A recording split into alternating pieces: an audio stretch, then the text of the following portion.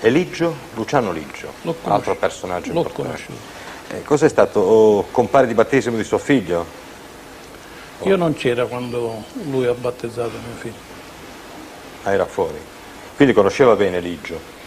Pare che il battesimo sia stato un'emergenza che quando è nato mio figlio è stato battezzato dal primo venuto, ma dopo è stato battezzato. E Totorina? Non lo conosco, l'ho visto nei giornali.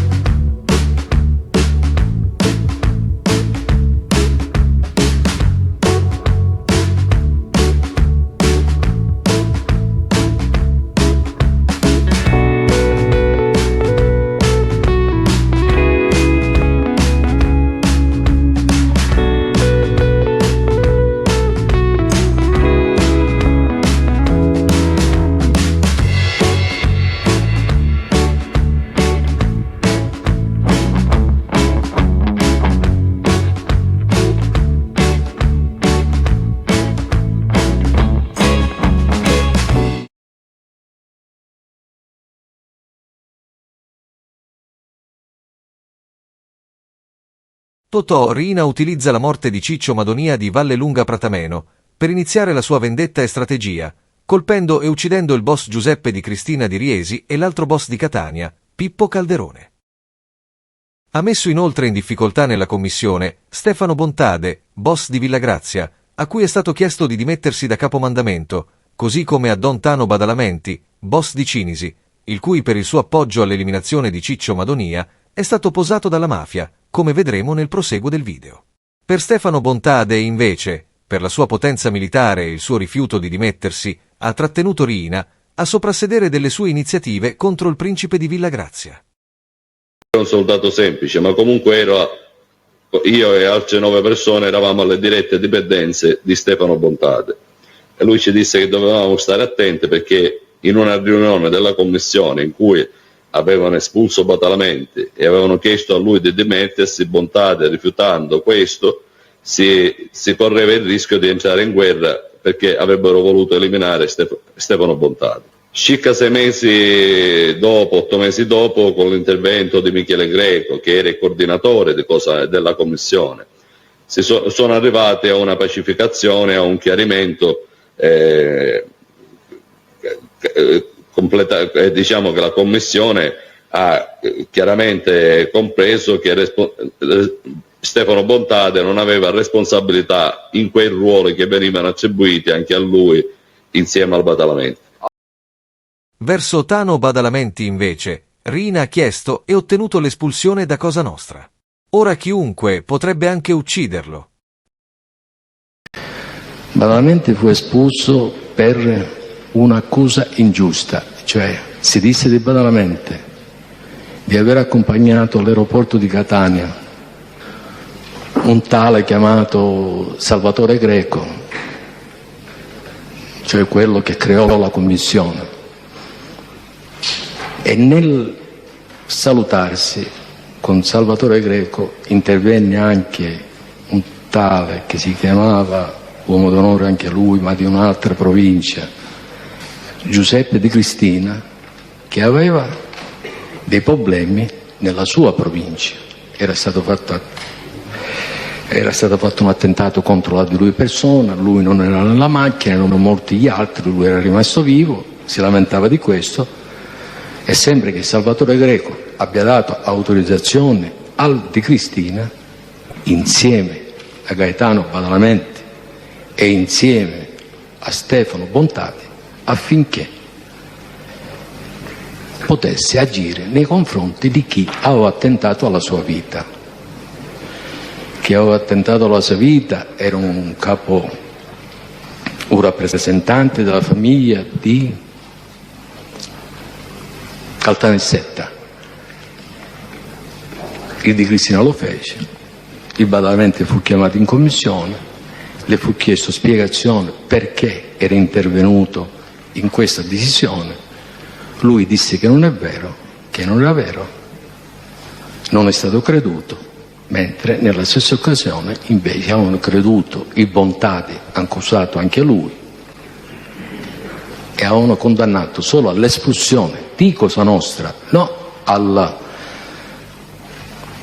rinuncia della carica di capocommissione, ma addirittura espulso di Cosa Nostra.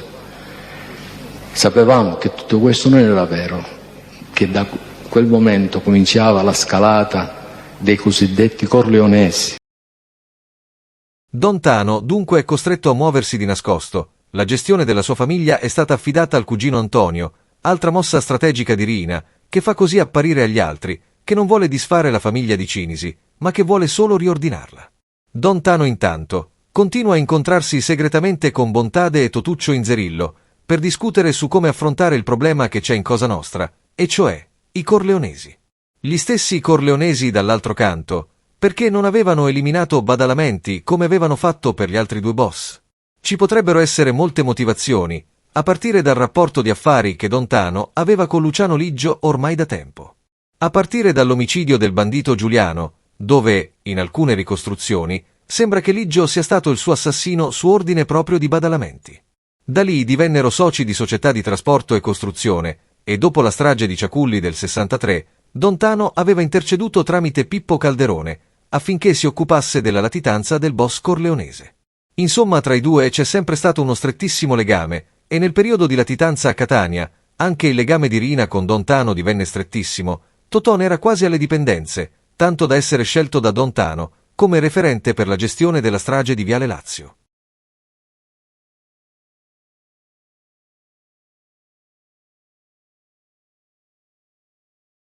Dunque il rapporto con Don Tano aveva un peso diverso da quello dei due altri boss eliminati. Inoltre a questo, il peso di potere di Badalamenti era elevatissimo, sia dal lato politico, grazie alla parentela con i Rimi, sia anche con i rapporti con gli apparati dello Stato. Oltretutto poi, Don Tano era diventato ricco con il traffico di stupefacenti, che aveva scatenato l'invidia dei corleonesi, che però sapevano che potevano poi sfruttare a loro vantaggio.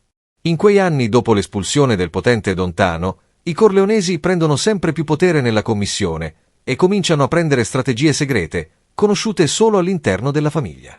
Nel gennaio del 79 viene ucciso il giornalista Mario Francese, ucciso davanti casa sua dal killer Leoluca Bagarella. Il mandante è Totò Riina. Francese aveva ricevuto minacce e aveva rifiutato la scorta. Aveva capito che quello che stava succedendo dal 75 al 77 nel Corleonese era una nuova strategia della mafia, aveva capito le grandi manovre di Cosa Nostra, parlava della società di Totò Riina, la Risa, parlava degli affari di Totò portati avanti da un commercialista, Pino Mandalari. Parlava dei cugini Salvo e dei terreni acquistati a prezzi irrisori della diga Garcia, uno dei più grossi affari della mafia, oltre 350 miliardi di lire di allora. Nel marzo dello stesso anno viene ucciso il segretario provinciale di Palermo della Democrazia Cristiana, Michele Reina, il primo politico di rilievo ucciso da Cosa Nostra. I due delitti sono stati decisi dalla commissione o dalla cupola di Cosa Nostra. Sicuramente non sono stati informati Stefano Bontade, Totuccio Inzerillo e Saro Riccobono. Secondo il pentito Mutolo, l'omicidio fu ordinato dalla cupola di Cosa Nostra per accontentare i corleonesi, che lamentavano la sua espansione nel campo dell'edilizia. Un Don Tano, dunque a quel tempo senza potere e protezione, costretto ad andarsene in America per continuare i suoi affari. Affari a cui indirettamente i corleonesi potevano continuare con famiglie legate a loro a commerciare in droga. Don Tano tornerà soltanto nel 94, in America, nel carcere di Memphis dove era detenuto, a parlare nel suo linguaggio della sua espulsione da Cosa Nostra, espulsione riconducibile al caso del colonnello Russo, in quanto in commissione, alla votazione e richiesta di eliminare il colonnello, prevalsero i voti contrari di Rosario Di Maggio e Badalamenti.